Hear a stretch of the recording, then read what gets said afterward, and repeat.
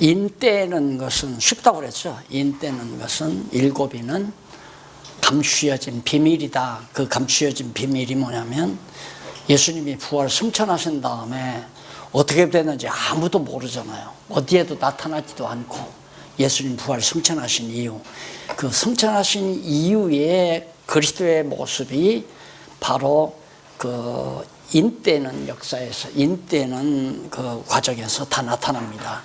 그래서 첫 번째 인으로부터 여섯 번째 인까지 그리스도의 권능이 다 나타나죠. 그리스도의 메시아의 권능이.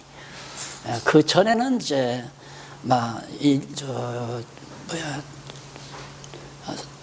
아시아 일곱 교회에 대한 하나의 교훈과 예언이 거기 나와 있고요. 그건 또 뭐 그렇게 어려운 건 아니니까. 그 다음에 일곱인이 바로 나오는데, 일곱인째 딱 일곱인을 떼니까 바로 이게 나타나는 거죠. 일곱인을 떼니까 나팔을 가진 천사 일곱이 딱 등장하잖아요. 이게 첫 번째 나팔 부니까 바로 여러 가지 하나님의 진노가, 그리스도의 진노의 모습이 쭉 나타나죠. 이것이 이제 헬라 시대라고 그랬어요. 그 헬라가 바로 유대인들을 핍박하고 예루살렘에 가해지는 여러 가지 환란의 모습들이 바로 첫 번에서부터 네 번째까지 나타나고, 그 다음 이제 다섯째 나팔 불 때 이제 로마죠, 이게. 그 이전에는 이제 파사니까, 페르시아. 파사는 그 가장 그래도 유대인들에게 호의적이었어요. 파사 제국이 아니었으면 유대인들이 바벨론에서 돌아올 수가 없죠. 그래서 파사 제국에 의해서 고레스 황제가 결국 유대인들을 다 고국으로 돌아가서 각자의 신을 섬겨라 하는 반포령을 내려가지고 돌아와서 이제 섬기는데, 파사가 헬라에게 망한 다음에 헬라 제국에 의해서 유대인들이 혹독한 핍박을 당합니다. 어려운 환란을. 그것이 이제 일본에서부터 네 번째 재앙이 아닌가 그렇게 생각이 되고요. 그 다음 이제 다섯 번째가 로마 제국에 의해서 파사가 망하고, 파사가 망하면서 유대인들이 로마 제국 안에 들어가는 거. 그게 첫 번째 나팔이고, 두 번째 나팔은 로마 제국에 의해서 예루살렘 성전이 무너지는 거. 그 다음 이제 세 번째 환란은 바로 일곱째 나팔 때 세 번째 환란이 일어나서 일곱 나팔이 부러진 다음에 바로 이제 뭐가 나오느냐면 대접재앙. 대접재앙이죠. 일곱 대접재앙. 일곱 나팔째 이제 일곱 대접재앙이 이제 나타나는 과정이 차례로 쭉 소개가 됩니다. 이런 흐름 속에서 지금까지 제가 지금 요한계시록을 지금 9장까지 9장 지금 진행 중인 겁니다. 그래서 죽이는 재앙이 일어나는 것이 17절로 21절에 나타나는데, 그 가운데 17절로 19절에는 말들과 탄자들의 모습과 새 재앙 기능에 관해서 보여주죠. 첫 번째 이를 뗄 때에 백말탄 권세가 나왔잖아요. 그 말탄 권세를 바로 인자가 다 주관한다는 것을 보여준 거거든요, 환경을. 그러니까 전쟁이라든가 흉년이라든가 또한 뭐 파괴라든가 사망이라든가 이런 모든 권세를 그리스도가 쥐고 있다. 그런데 여기 보니까 말들과 탄자들의 모습이 나타나요. 그래서 보면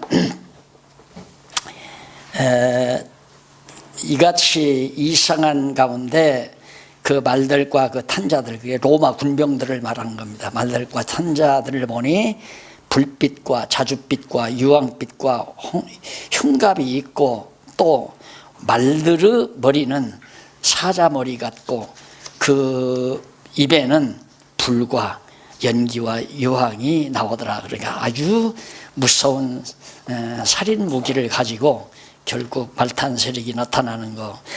그래서 여기 제일 밑에 줄에서부터 두 번째 보면 줄바꾼데, 그러면서 요한은 이 세 재앙, 곧 저희 앞에서 나오는 불과 연기와 유황을 인하여 사람 3분의 1이 죽임을 당하니라. 이 말들의 힘은 그 입과 그 꼬리에 있으니, 그 꼬리는 뱀 같고 또 꼬리에 머리가 있어 이것으로 패하더라. 그러니까 로마 군병들의 상징적인 용어를 다 쓰고 있습니다. 그러니까 로마가 헬라를 멸망시킬 때, 헬라는 어디냐면 유럽 지역 아니에요. 그동안에 바벨론과 파사는 동방 쪽입니다. 그러니까 세메 우선 쪽이죠. 그러니까 바벨론도 세메 우선이고, 그다음 파사도 세메 우선이고. 그런데 갑자기 헬라로 넘어가잖아요. 헬라는 이제 유럽 아니에요. 그러니까 마게도니아를 비롯해서 그리스 쪽, 바로 에게해 건너편, 터키 건너편의 세력들이죠. 그 세력들이, 헬라 세력이 이제 강해져 가지고, 로마는 아직 태어나지도 않을 때죠. 그게 헬라가 먼저 문명이 발달해 가지고, 그들이 이제 동방 진출을 하기 위해서, 잘 아시는 대로 일반 역사에 보면 알렉산더가 이제 동방을 정복하려고 얼마나 욕심났겠어요. 동방 땅 딱 터키를 비롯해서 이쪽이 막 그냥 무한정 펼쳐진 대륙, 소비에트를 비롯해서 몽고, 중국, 인도 뭐 엄청나죠. 이 아시아 이 지역이. 거기를 탐해 가지고 결국에는 헬라가 파사를 점령하고, 파사는 약한 나라였으니까 파사 제국이 로마를 침략했을 때 파사가 이제 점령하고 들어가다가 헬라에게 역습을 당해가지고 파사가 망하잖아요. 그래서 헬라가 이제 북으로 남으로 세력을 나눠가지고 애굽을 중심으로 한 헬라파, 그 다음 북쪽 바비로니아를 중심으로 한 헬라파, 이런 파사를 중심으로 헬라파, 이런 식으로 해서 이제 치다가 결국 알렉산더가 마지막 숨을 거두죠. 그래서 결국 헬라는 로마에게 망하는 겁니다. 이 로마도 이제 유럽 아니에요. 문명이 이제 유럽으로 넘어간 거예요. 그래서 로마가 이제 세계를 제패하려고, 로마는 이제 우선 헬라를 정복했으니까 헬라 유럽, 남유럽 일대가 다 지중해 연화를 비롯해서 전부 다 헬라 제국이 되어버린 거거든요. 그래서 로마 제국이, 로마가 이제 유대를 정복한 때가 63년이라고 그랬습니다. 이것이 첫 번째 화고, 두 번째는 예수 죽인 다음에 성전 갖다가 70년에 불태워버린 것이 두 번째 화고, 130년에 이제 마지막 예루살렘 성곽을 다 회파시키는 것이 이제 세 번째 화로 등장을 합니다. 그래서 9장 20절로 21절에 보면 재앙에 죽지 않은 자들이 회개하지 않는 행위를 알려주는 겁니다. 재앙을 하나님께서 그렇게 내렸는데도 회개하지 않고 결국 강팍하게 구니까 결국은 뭐 다 흩어져 버리고 유대는 완전히 망해버리고 만 거죠. 그러나 백성들은 세계 각국에 흩어져서 망명 생활을 보내고, 그다음 그 뒤에 역사는 유대인들이 가는 곳마다 핍박을 당하잖아요. 가는 곳마다. 그래서 2000여년 세월 동안 많은 고난을, 지금도 아직도 그 고난이 끊이지 아니하고 계속되는 것. 이것이 이제 뭐가 맞아 떨어지냐면 마태복음 24장에 나오는 그 공백 기간하고 딱 맞아 떨어지는 겁니다. 그래서 마태복음 24장도 공백 기간을 넣지 않고 해석하다 보니까 세대주의자들의 착각이 나오는 거예요. 소위 이제 심례교 세대주의자들이 예수 곧 온다, 뭐 6일 만에 천지창조하고 안식한 것처럼 안식 천년이 이제 6천년이 지나면 이제 천년이 이루어진다, 이런 식으로 갖다가 꽤 맞춰가지고 6천년 인류 역사의 종말, 이런 식으로 요한계시록을 해석하다 보니까 계속해서 실수고, 하루를 갖다가 뭐 100년으로 환산하기도 하고 1000년으로 환산하기도 하고, 창조 하루를 인류 역사 1000년으로 환산을 한 거죠. 그 억지로 어디에도 그거 근거를 어디서 찾느냐면 하루가 천년 같고 천년이 하루 같다. 이 한 가지를 잊지 말라. 여기에 근거를 두고 하루를 천년으로 해석한 거예요. 그럴듯한 거지만은 하루가 천년 같고 천년이 하루 같다는 말은 바로 천년이 밤의 한 경점 같다는 말과 같은 맥락에서 이해해야 됩니다. 그러니까 영원한 세계의 시간관념이라고 하는 것은 어떤 시계로 환산할 수 있는 그런 시간이 아니다. 24시간 하루라 할지라도 밤의 한 경점 같은 것, 천년이라 할지라도 밤의 한 경점 같은 것이다라고 하는 그런 시간의 본질을 얘기한 건데, 그걸 갖다가 천년을 하루같이 환산해서 6천년 만에 예수님 오신다고 떠들어대고, 그게 지나고 나서 이제 점점 무너지기 시작하나. 성경 거짓말이다. 그러니까 또 뭐 호조건 찾고 뭐 악조건 찾고 또 그런 식으로 막 이단자들이 말하고 있잖아요. 다 잘못된 생각들이죠. 성경을 잘못 풀어간 것.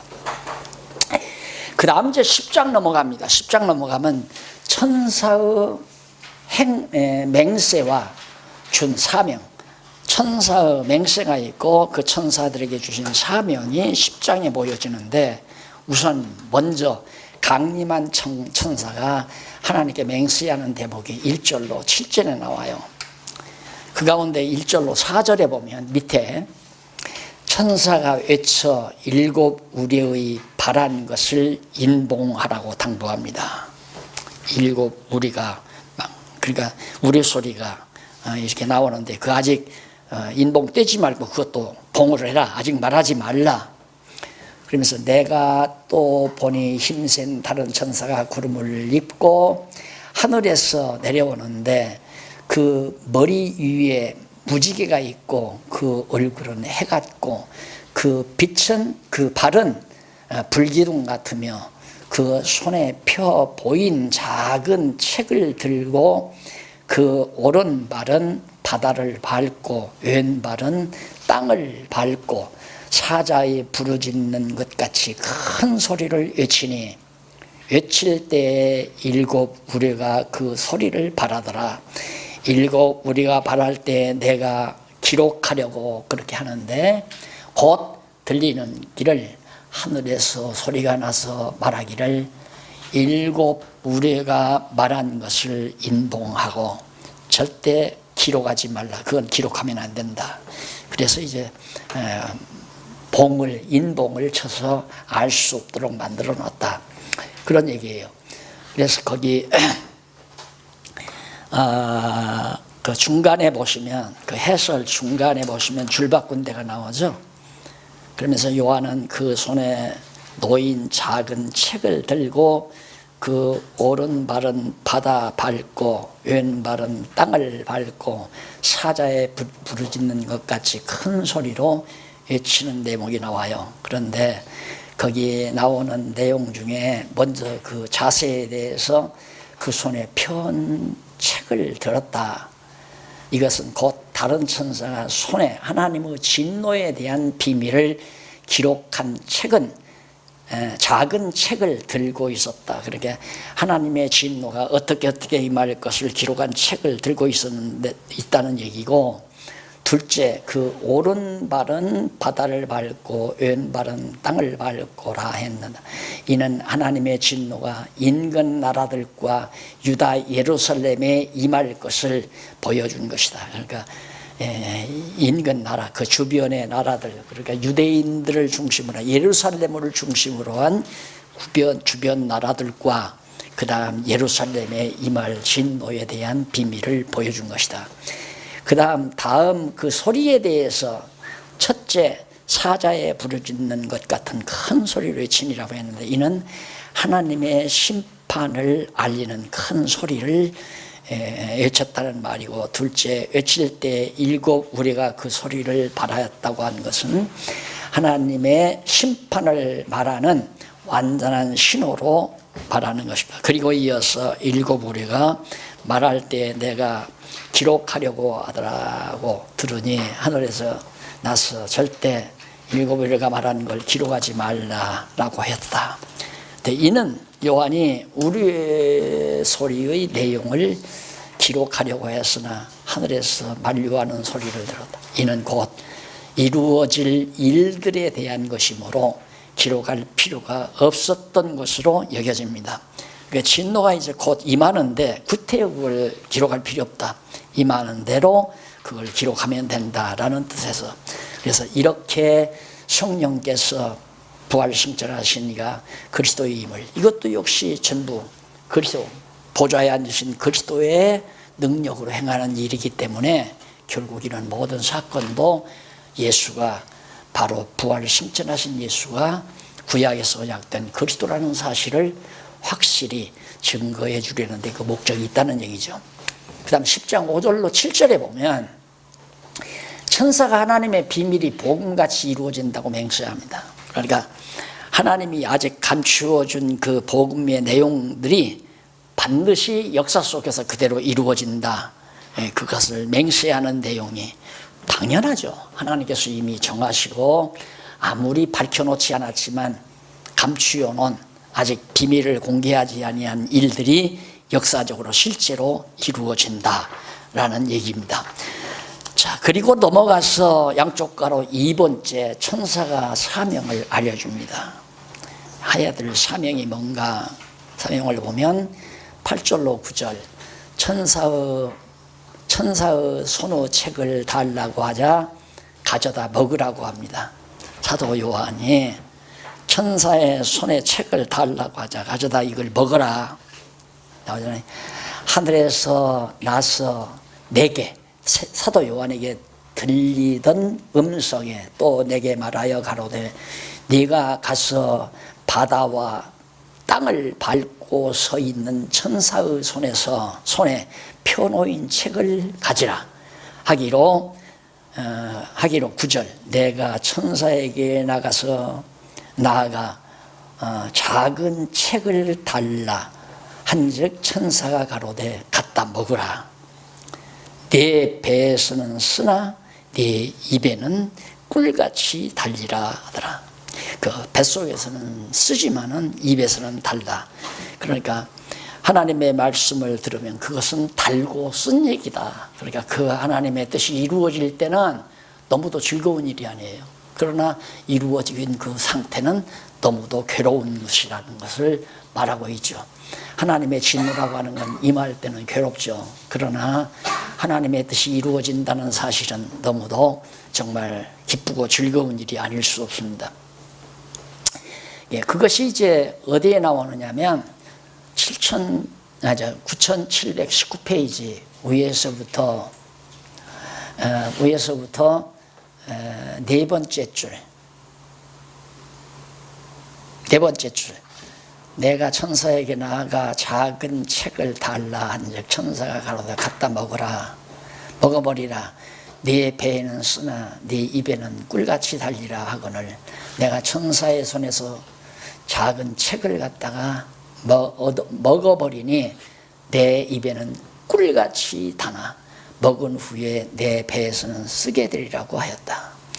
요한은 힘센 천사의 주고받은 대화와 그 결과에 대하여 언급한 겁니다. 대화 내용과 그 결과, 그 대화의 결과가 어떻게 됐는가. 먼저 요한은 천사에게 나가 작은 책을 달라고 했고 또 비밀이 담긴 책이죠.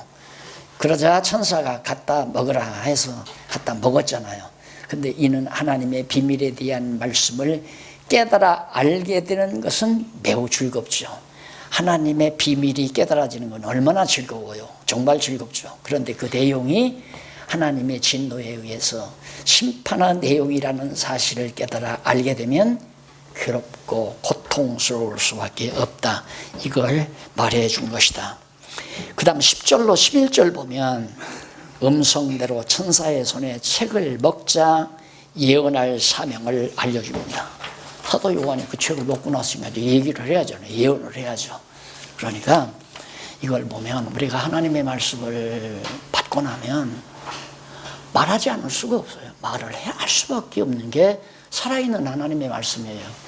그러니까 말씀을 깨닫고 나서 내가 하면 하는 거고 안 하면 안 하는 게 아니에요. 깨닫고 나면 안 할 수가 없는 것이 하나님의 말씀이다. 예를 들면 그런 것도 그잖아요. 사람의 말도 예를 들어서 불리한 일이 어디 가니까 아무개가 그 친구 동창 아무개가 어디다 투자를 했다는데 알고 보니까 그 회사가 내일 모레 부도나는데 이걸 알았어요. 괴로운 일이죠. 그럼 아무도 모르는데 그 정보를 안 거예요. 그러면 다른 친구를 만났다 그 말 하게 되잖아요. 그 동창화야 누구 있잖아, 잘 나가잖아. 그런데 이번에 걔가 20억을 투자했다는데 그 회사가 부도 직전이래. 괴로운 일도 알면 말하게 되고, 즐거운 일, 아무개는 참 운이 좋은 놈이야. 왜? 걔가 이번에 50억을 투자했다는데 그 회사 요즘 주가가 계속 오르고 있대. 그 소식 좀 시기 질투가 나지만 친구들 만나면 얘기할 거 아니에요. 항차 하나님께서 이 세상 역사를 주관해 가시는 것 아무도 모르는데 사도 요한이 그 책을 먹고 알았단 말입니다. 이걸 어떻게 말을 안 해요? 저도 마찬가지예요. 저도 이 나이에 편히 쉬면 좋죠. 안 그래요? 말을 안 할 수가 없어서 하는 거지.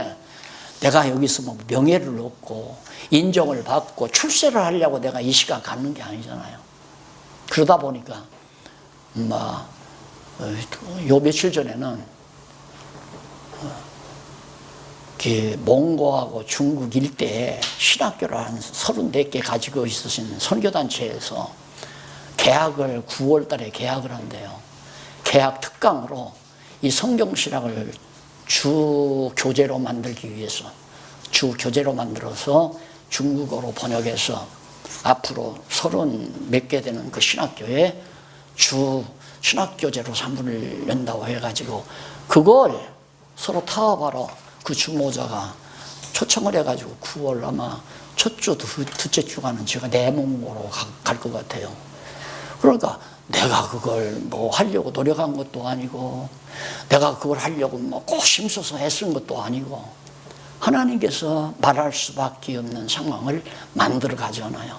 대단한 일이죠. 그 내가 무슨 돈으로 그 뭐 한 20개, 한 40권이 넘는 성경신학 총서를 중국어로 번역합니다. 그 대상이 누구냐 하니까 전부 한족이래요. 중국 정부로부터 정식 허가를 내서 정말 교회를 운영하고 있는 한족 목사들. 그 사람들이 다 신학생이라는 거예요. 그러니까 하나님께서는 깨닫게 하고 전하게 하고, 그러니까 내가 계속 말하지만 나는 자꾸만 가르치려고 자꾸 공부하면 안 된다. 가르치려고 공부하지 말고 내가 궁금해서 해. 사도 요한이 얼마나 궁금하겠어요. 그거 아직 말하지 말라. 인봉해라. 책에다 기록하지 말라. 그런데 하나님께서 먹으라. 이거 먹으라고. 그걸 말씀을 깨닫고는 사도 요한이 깨닫고 나니까 이건 내 목숨 내들고 전해야 되겠다. 말해야 되겠다. 내가 깨닫고 나면 환경이 와요. 가르칠 수 있는 환경이. 그래서 나는 사실상 목회할 때보다도 은퇴하고 나서가 더 어떻게 보면 더 힘들죠. 어떻게 인간 육신적으로 보면. 내가 하루에 5시간씩 이렇게 강의해 본 적은 없어요. 많이 하면 2시간. 그냥 하루만 모이면 2시간 정도 강의했지. 여기서 한 번은 7시간씩 했잖아요. 7시간씩. 네. 그런데 이번에 저기 가니까 새벽에부터 저녁 9시까지 한다고 그러면 아마 못해도 10시간, 12시간 이렇게 강의하는 하루에 매일. 열흘 동안 계속해서. 그러니 나 혼자 그걸 어떻게 해요? 박 교수하고 같이 갈 수밖에 없잖아요. 그러니까 가르치려고 공부하지 말고 내가 얼마나 궁금해요. 봉하라니까 그 인 떼지 말고 봉해놓아라. 저 속에 뭐가 들어가 있을까? 그러니까 이거 달라고 그러니까 너가 가서 갖다 먹으라. 사도 요한이 그거 먹고 나니까 막 사명이 생기잖아요. 그러니까 말할 사명이. 그래서 하나님의 말씀은 뭐 인기 얻는 방법도 아니고 출세하는 방법도 아니고 결국 복음을 위해서 순환당하는 고난을 당하면서라도 하나님의 말씀을 전파하는 사명감에서 살게 만드는 거죠. 살아있는 하나님의 말씀이 나로 하여금 목숨을 내고 말하게 만드는 사명의식을 북돋아 주는 것이다. 그러니까 내가 실력을 쌓아서 직업적으로 가르쳐야 되겠다. 이게 과거 우리들의 생활 아니에요. 목사님들의 생활. 그 비싼 등록금 내서 공부 다 해가지고 디그리 타가지고 자격증 타가지고 나는 목사니까 나는 교수니까 얼마 줄 거요. 얼마 준다면 가고 조금이라면 나 안 간다. 더 달라. 이렇게 흥정해서 가서 밥 벌어먹고 사는 것이 과거 우리들의 생활이란 말이에요. 그거 아니라니까요. 내가 알고 보니까 그게 아니더라고요. 말씀 깨달으면 배고파도 상관없고 멸시받아도 상관없고 인기 떨어져도 상관없고 지금 내가 이 강의하는 거 전부 인기 떨어질 강의거든요. 그러니까 여러분들 중에도 자꾸만 그러잖아요. 말씀 듣고 나면 이거 목회를 하라는 얘기야 하지 말라는 얘기야. 불만한 거 다 알아요. 내가 듣기 좋아하는 말이 뭔지도 또 알고요. 내가 여기서 설교하는 방법 살살 얘기해 주면 듣기 좋으실 거예요. 그럼 그게 아니니까 다음 주간부터 오지 말라고 할 망정 나는 할 말 하는 거죠. 그것이 사명이라는 얘기입니다. 그래서 결국 11장 넘어가 보면 정인의 죽음과 그 결과, 정인들은 말씀의 정인은 죽음이 기다리고 있어요. 죽음이. 정인이 죽고 결국 그 결과가 어떻게 나오는가. 자, 첫 번째 양쪽 가로 일본에 보면 정인의 예언을 예고해요. 예언. 11장 1절로 6절에 보면 어떤 예언? 1절로 2절에 보면 천사가 성전 밖은 청량치 말고 안만 청량하라고 당부합니다. 성전의 바깥은 청량하지 말고 안에만, 성전 안에만 청량하라. 이런 놀라운 예언이 딱 터져 나온다 이 말입니다. 그래서 거기 보면 23절 23페이지 제일 위에 보면 또 내게 지팡이 같은 갈대를 주며 말하기를 일어나서 하나님의 성전과 그 제단과 그 안에서 경배하는 자들을 청량하되 갈대자로 재라 이 말이죠. 성전 반마당은 청량하지 말고 그냥 두라. 이것을 이방인에게 주었은즉 저희가 거룩한 성을 42달 동안 짓밟을 것이다. 42달이면 3년 6개월 아니에요? 그동안 성전 밖을 짓밟을 것이다. 성전 안에만 하고. 그러니까 벌써 예루살렘 성이 로마 군병들에게 여기 지금 이거 아닙니까? 로마 군병들이 지금 예루살렘 성을 포위하고 있을 걸 말하는 거예요. 로마 군병들은 이방인들 아니에요. 그게 3년 6개월 동안 예루살렘 성을 둘러싸고 그렇게 할 것에 대해서 거기 나오는데 이쪽에 23페이지 중간 조금 내리면 줄바꾼 데 나와요. 그러면서 요한은 이것을 이방인에게 주었은즉 저희가 거룩한 성을 42달 동안 짓밟으리라고 했다. 여기 거룩한 성은 유다 땅에 있는 예루살렘 성을 말한다. 42달은 로마군이 유다 땅에 있는 예루살렘을 짓밟는 고난의 기간을 말한다. 이 로마 군병들이 예루살렘에 와서 계속 짓밟고 있는 그 기간이 42달 동안 3년 6개월 동안 짓밟은 것이다. 그러면서 이는 로마 제국에 의해 예루살렘 성이 함락된 후 더럽힘을 당할 기간에 대한 역사적 사실로 이해된다. 이렇게 성령께서는 부활 승천하신 이가 그리스도이심을 이런 놀라운 사건을 통해서 깨닫게 하는 거고요.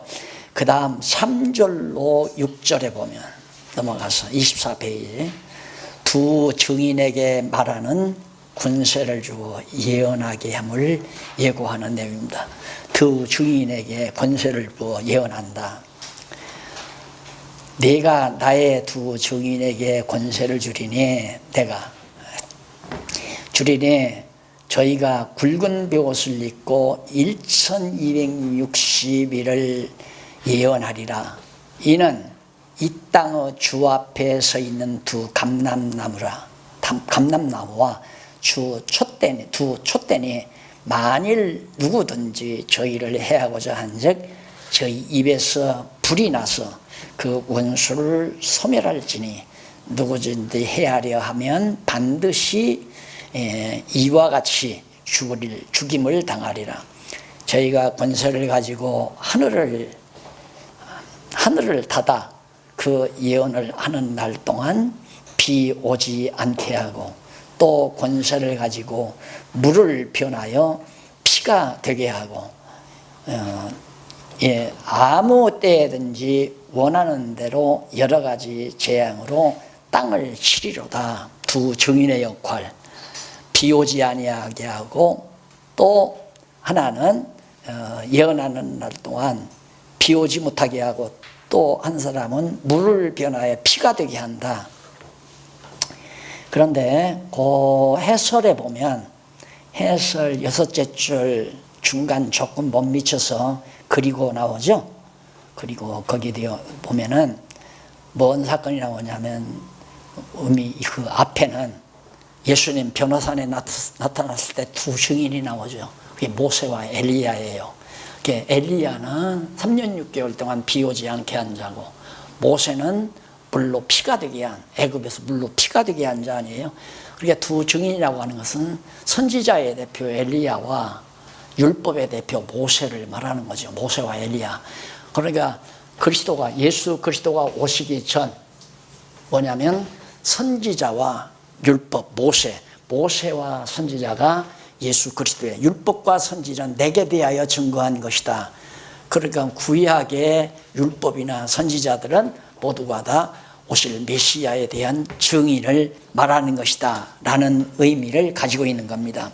그래서 이제 잠깐 말씀드린 대로 거기 이제 위에서 6째 줄 앞부분 조금 못 미쳐서 앞부분에 중간 좀 못 미쳐서 1260일은 엘리야가 예언하는 동안 비 오지 못하게 한 3년 6개월을 연상하게 하고 야고보서에도 나오고 누가복음에도 나오고 이는 그리스도 증인들의 활동 기간에 대한 상징적 표현으로 이해되어 모세는 율법의 대표이고 엘리야는 선지자의 대표로서 이들은 예언은 세례 요한 때까지 바로 마태복음 11장 13절 세례 요한은 선지자와 자의 옷을 입고 광야에 나타나서 그리스도를 증거한 자다. 그러니까 바로 메시아 앞에 서 있는 증인 세례 요한은 율법과 선지자의 하나의 상징적 인물이 세례 요한입니다.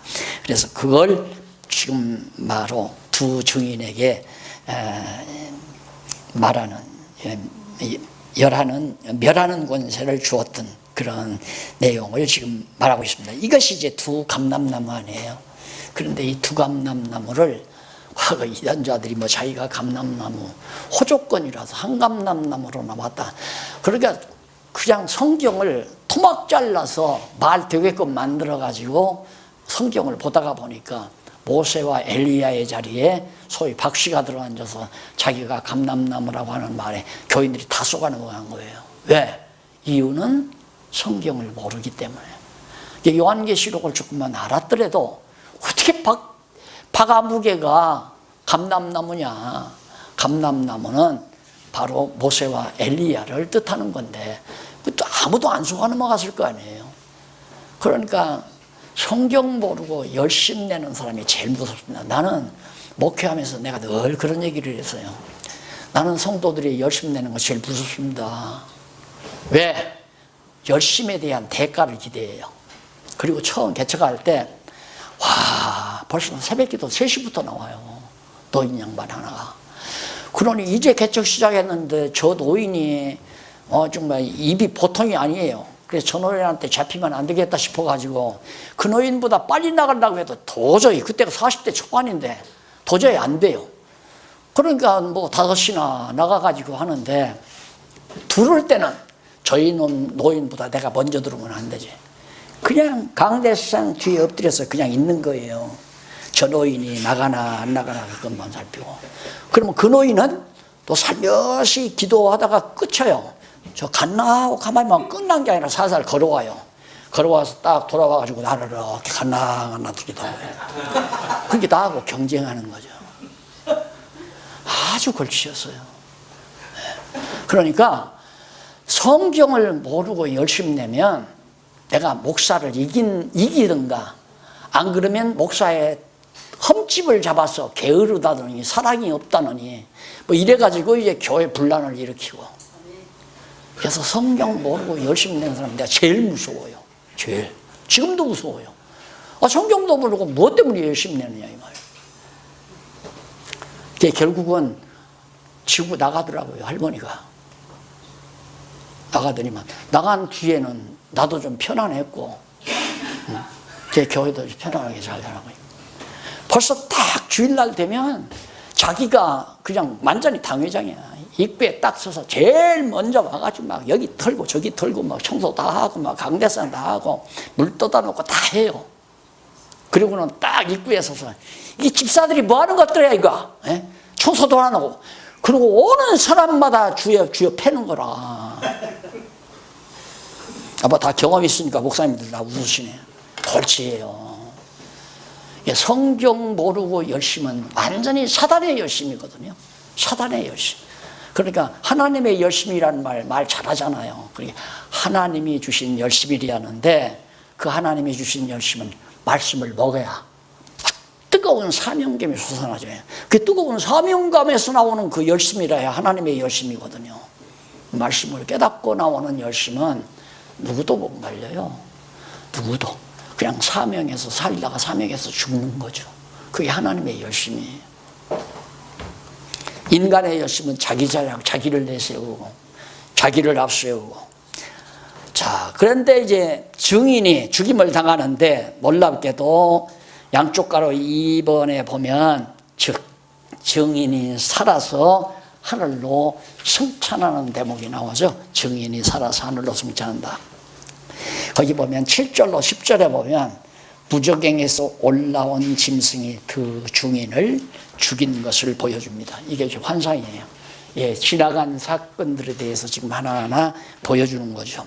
보여주는데 짐승의 두 증인을 죽인 것을 보여주는데 저희가 그 증거를 마칠 때 무저갱으로부터 올라오는 짐승이, 무저갱은 지옥입니다. 그냥 무저갱하면 지옥이라고 생각해도 돼요. 심연, 어두운 심연, 깊은.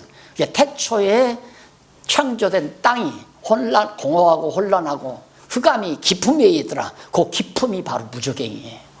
그러니까 거기서 이제 어두운 권세, 사단의 권세가 거기서 다 올라오는 거죠.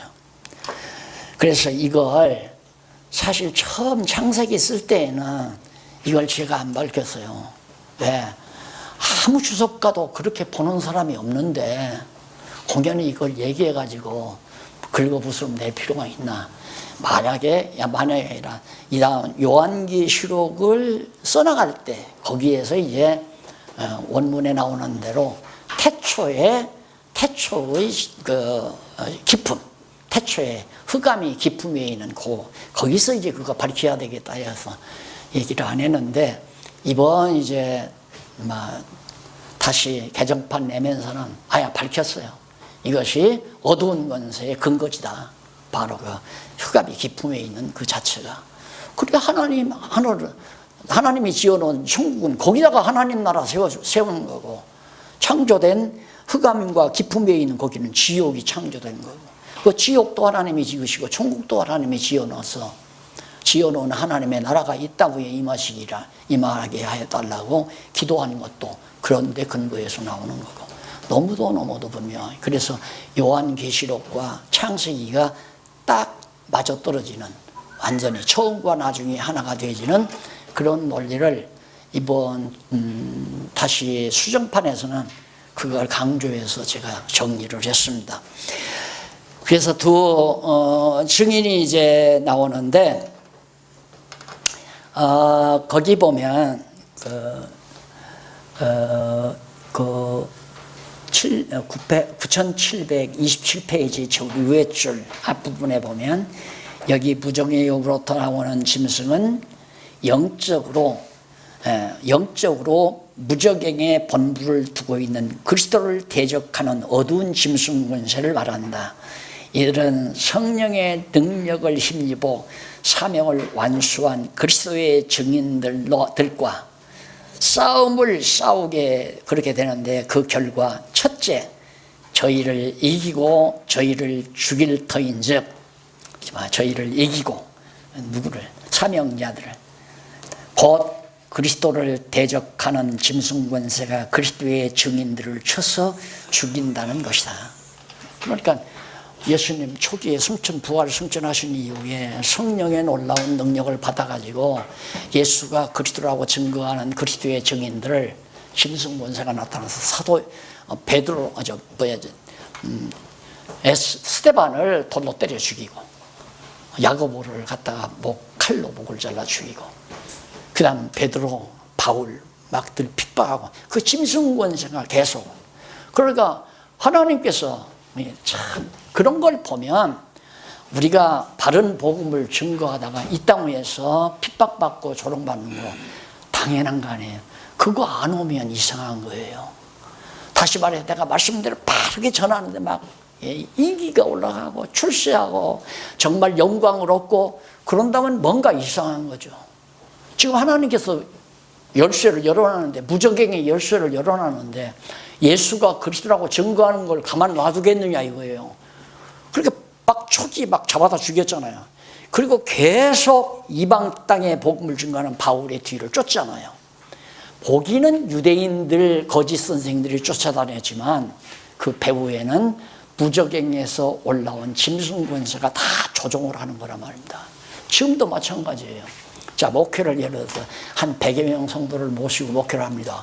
그런데 갑자기 그렇게 열심히 되고 신복이라고 생각했던 권사가 아니면 집사가 이상스럽게 빡딱 하더니만 자꾸만 돌아다니면서 목사님 흉을 보고 사모님 흉을 보고 험담하고 거짓말 찍찍하고, 그 다음 이제 목사님 마음을 괴롭히고, 이렇게 하는 거 그분들이 하는 게 아니에요. 그 얄궂은 권사나 집사가 하는 게 아니라 짐승 권세가 바로. 그래도 하는가? 그래도, 그러니까 나를, 하나님께서 나에게 사명을 줬다면 사명자가 일하는데 형통하면 누가 뭘 못해요. 가는 데마다 프랑카트 써붙이고 막 환영하고, 오늘 일찍 시작하기 전에 할렐루야 하고 막 환영하고 이렇게 대패 받들라고 섬겨주는데 누가 못할 사람 누가 있어요. 가는 데마다 욕먹고 핍박하고 도리어 정말 저주하고 그런 고통을 겪는 것이 진짜 복음을 증거하는 자들에게 나타나야 성경대로 되는 거 아니에요? 하나님, 예수님께서 좀 교회 머리 되신 그리스도가 그러지 못하게 잠그면 될 거 아니냐 말입니다. 열쇠 가지고 있는, 열쇠는 머리 되신 그리스도가 가지고 있는데 무적행의 열쇠를 잠궈버리면 핍박이 없을 거 아니에요? 고약한 권사도 안 생겨날 거고, 고약한 집사나 장로도 안 생겨날 거고, 안 그래요? 여기저기 나를 헛듣고 비난하고 욕하는 사람들도 있지 않을 거고, 그러면 교회가 편안하고 얼마나 좋아요. 근데 그러지 않는다. 하나님께서 증인들을, 그리스도의 증인들로 하여금 죽임을 당하게 하고 죽었다가 다시 살아나게 하고, 그러니까 앞서 증거한 모세와 엘리야는 죽었지만은 뒤에 나타난 그리스도의 증인들, 모세와 엘리야가 그리스도로 증거, 그러니까 율법과 선지가 내게 대하여 증거한 것처럼 뒤에 나타나는 사도들은 역시 뒤에 나타나는 그리스도의 증인들이란 말입니다. 이 증인들을 갖다 죽인다 이 말이에요. 그게 하나님의 아이러니예요. 하나님의 섭리 가운데 아이러니. 왜? 그 이유는 가장 약하게 해서 가장 강하게 승리케 하려고. 아까 말씀드렸죠. 홍해바다 여기다 갖다 놔요. 이때가 가장 약할 때예요. 애굽에서 종살이 할 때는 먹을 거 주어요. 일만 시켰을 뿐이지 먹을 거 주고 그냥 잠도 편안히 자게 하고. 그런데 여기는 죽느냐 사느냐예요. 죽느냐 사느냐도 아니야. 죽었다예요. 이제는 죽었다. 건너갈 수도 없고 뒤에서 애국군대 쳐들어오고 죽었잖아요. 가장 약하게 하나님이 만들어 놔요. 그래서 어떻게 하려고? 약하게 해서 승리하게 하려고. 왜 약하게 해서 승리하게 하는가? 그래야 하나님이 승리케 하셨다고 하니까. 그래야 하나님이 승리케 하셨다고 하니까. 만약에 이런 사건이 없이 모세가 데리고 나왔는데, 와, 모세가 딱 지팡이로 홍해바다 가리키니까 쫙 열려요. 그러니까 쫙 건너갔어요. 그런데 저 뒤에서 애국 군대가 첩떡 쫓아오면, 봐라, 나만 따르라. 누가? 모세가 그럴 수 있을 거 아니에요. 봐라, 나만 따르라. 나가자는 대로만 해라. 이 코너에 우리가 걸리지 말아야 돼요. 내가 하는 게 아니라 하나님이 하게 하신다. 내 살려고 하는 것이 아니라 하나님께서 나에게 주신 사명 따라 살려고 하는 거다. 따라서 우리는 사명에 사는 것이지 나 살기 위해서 사는 게 아니잖아요. 그건 세속 사람들이 사는 거죠. 세속 인간들이 사는 이유는 자기 살기 위해서. 왜 먹냐? 살려고 먹는다. 먹기 위해 사나 살기 위해 먹는다. 모르겠다. 그냥 그거다, 그거다. 물어보면 당신 먹기 위해 살아요? 살기 위해 먹어요? 그러면 그게 그거지 뭐. 먹기 위해 사나 살기 위해 먹구나. 예. 먹기 위해 산다고 하면 야, 짐승이냐? 먹기 위해 살게. 짐승도 먹기 위해 산다. 그럼 뭐야? 살기 위해. 왜 사냐? 나 몰라. 왜 사는지는 모르겠어. 그러니까 그게 그거 아니에요. 그래서 묻지 말라 이거야. 그게 하나님을 모르는 자들의 삶 아니에요. 그러나 우리는 먹기 위해 사는 건 아니잖아요. 살기 위해 먹는 거지. 왜 살려고 하는가? 주신 사명 감당케 하려고 하나님이 살려주셨다. 그 이상 답 어디 있어요? 완벽한. 요즘 인문학이 뜨는데 인문학 대답도 없는 왜 학문이에요. 그게 지금 뜨고 있는 거야. 인문학이 막 뜨잖아요. 왜? 돈 좀 벌어서 먹고 살다 보니까 아무것도 아니거든요. 이거 뭐냐 이거. 맨날 그거. 주말 되면 한 승용차 안에 가족 셋이나 넷이 타고서 동해바다 가고, 동해바다 갔다 야 지겨우니까 서쪽으로 가고, 그 다음 남해바다로 가고, 가봤대차 돈 좀 있으면 해안 살아 먹고 오는 건데 맨날 그게 그거 아니에요. 이거 뭐냐? 이제는 시들한 거예요. 쾌락 즐기는 것도 이제 시들해졌어요. 점점 시들해져 가요. 왜 사는지 모르겠어요. 그렇게 인문학이 뜰 수밖에 없잖아요. 인문학 들으면 뭔가 있는 것 같거든. 없어요, 결론. 저도 모르는 소리 짓거리는 거예요. 우리에게는 분명하잖아요. 왜 사냐? 하나님께서 사명을 맡기기 때문에 사명 감당케 하려고 내가 사는 게 아니라 하나님이 살게 하신다. 살게 하시려고 밥도 주었고, 살게 하시려고 집도 주었고, 뭐 하라고? 사명 감당하라고. 그 사명 감당하는 일은 목숨 내대고 하는 거 아니에요. 직업은 목숨을 위해서 하는 일이 직업이지만 사명은 목숨을 내놓고 하는 것이 사명 아니에요. 그런데 우리는 목숨도 건지고 사명도 감당하고 그런 일은 없어요. 그런 일은 없어요. 하나님이 목숨을 안 빼앗기게 하시면 안 뺏기는 거지. 왜? 더 좀 사명을 더 감당하라고. 그거지. 목숨 살려서 뭐 세속도 즐기고 하나님의 일도 하고 양다리 걸치고 살라는 게 아니죠. 근데 자연스럽게 세속의 쾌락은 싫어지잖아요. 점점 말씀을 깨닫고 나면 세속적인 쾌락은 싫어져요.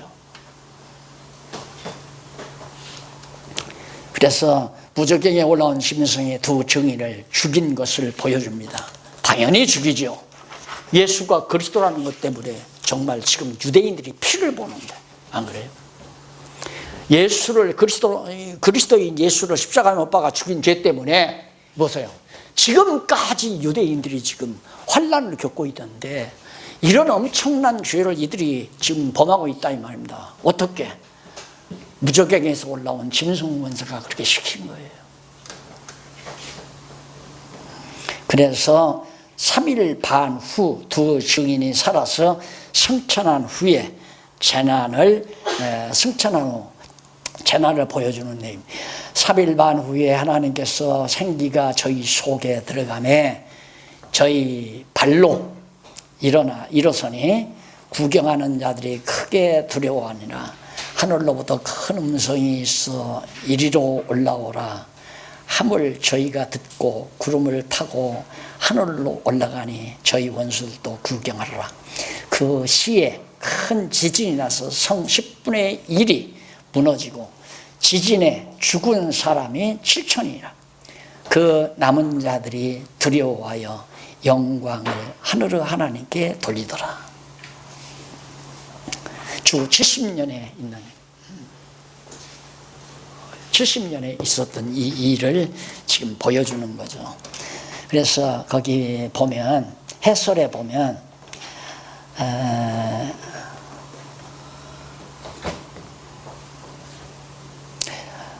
거기 세 번째 줄부터 한번 보십시다. 해설 세 번째 줄.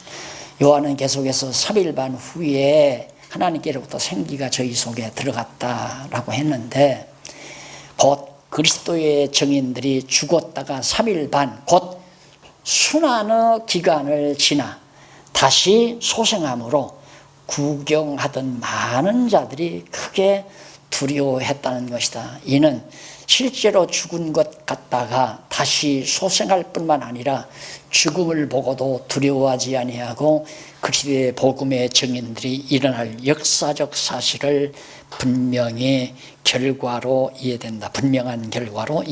사도행전 14장 19절, 고린도후서 1장 9절로 또 11장 23절, 25절에 예를 들면 스데반이나 야고보 및 베드로나 바울과 같은 지도자들이 죽임을 당한 후에도 여전히 그리스도의 복음을 전하는 증인들이 많이 일어나는 이런 사건을 바로 3일 반 후에 일어난다. 3일 반은 보통 죽음의 고난의 기간을 대개 말을 해요. 3일 반, 3년 반, 3일 반이 고난의 기간인데, 초대교회 사도들이 죽었으면, 그 주모자들을 죽었으면 끝나야 되잖아요.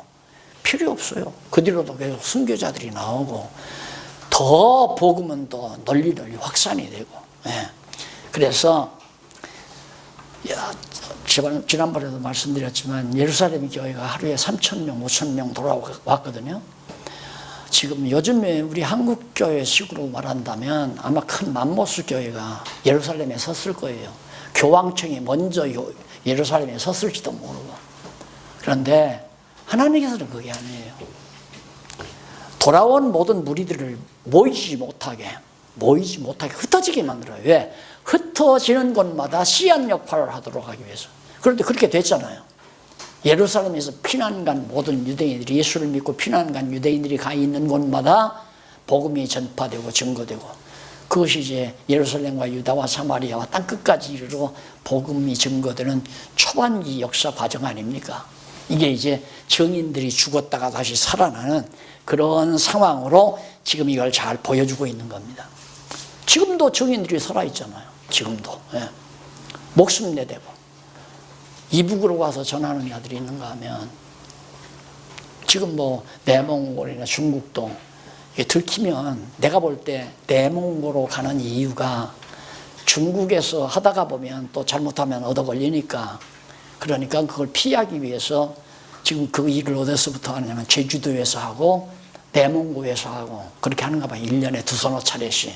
이번에는 내몽고에서 목사님들이, 한종 목사님들이 아마 모여서 이제 공부를 한 학기 동안 하는데, 그 공부에 이제 우리 성경신학이 전파되는 아주 획기적인 계기를 갖게 된 거죠. 자, 그러니까 그런 증인들이 목숨 내들고, 거기서 무슨 등록금 나오는 것도 아니잖아요. 그런 선교사들 가서 교육시키면 등록금 나오는, 우리 돈으로 우리가 경비 들여서 우리 비행기 타고 우리가 가서 밥 먹고 살다고 가르치고 오는 거거든요. 그게 사명 아니겠어요? 돈 준다는데 누가 못해요? 시간당 10만 원씩 준다 하면 서로 가려고 난릴 텐데 지금. 예를 들면.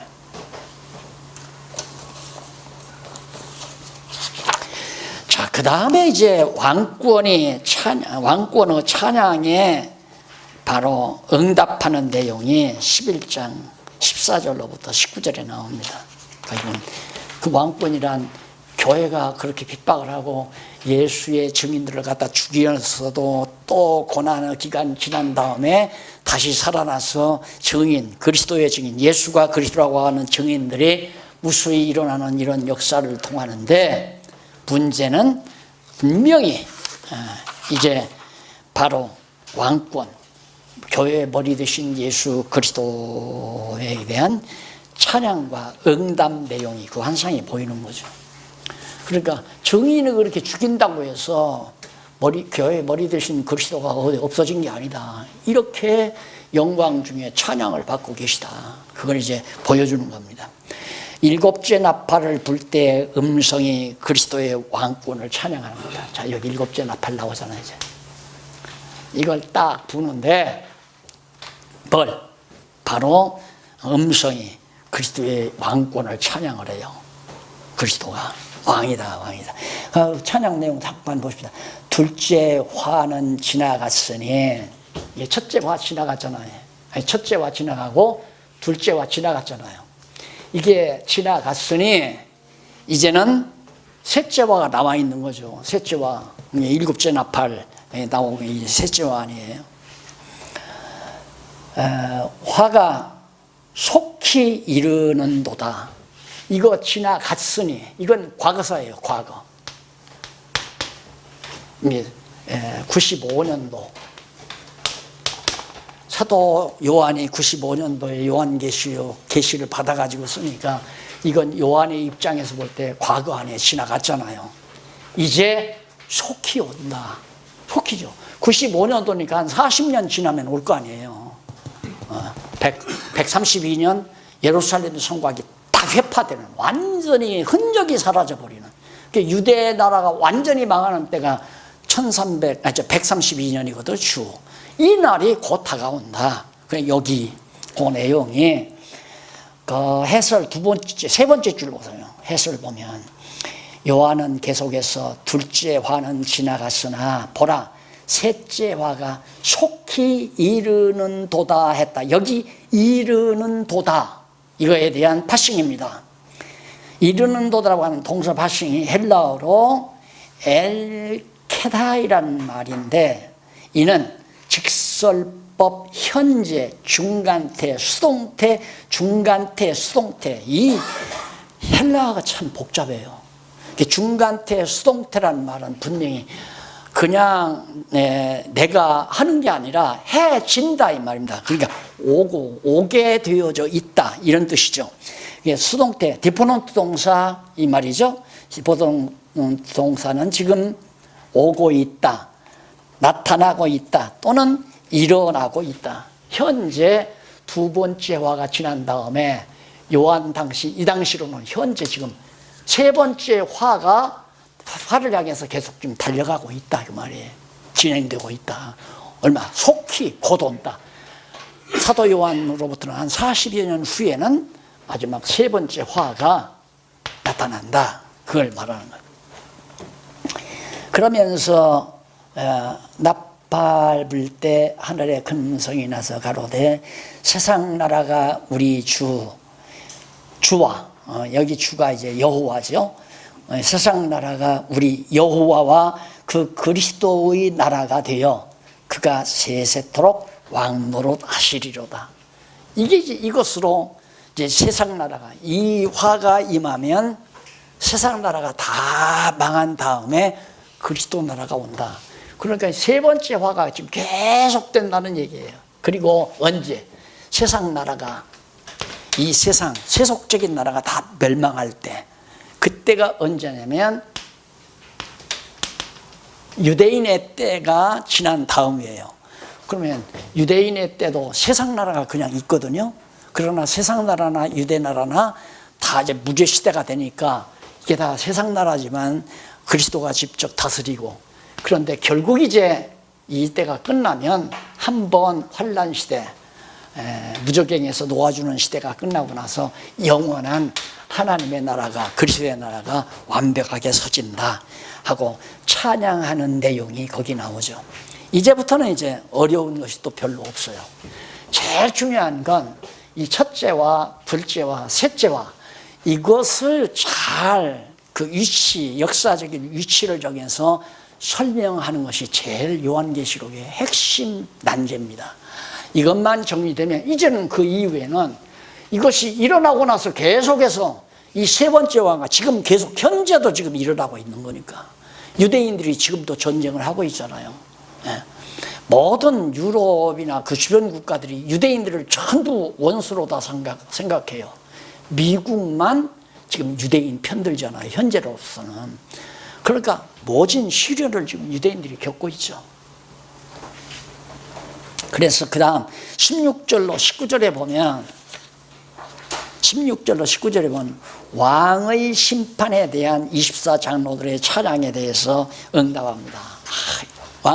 만왕의 왕께서 이제 여기서 심판할 거 아니에요. 심판.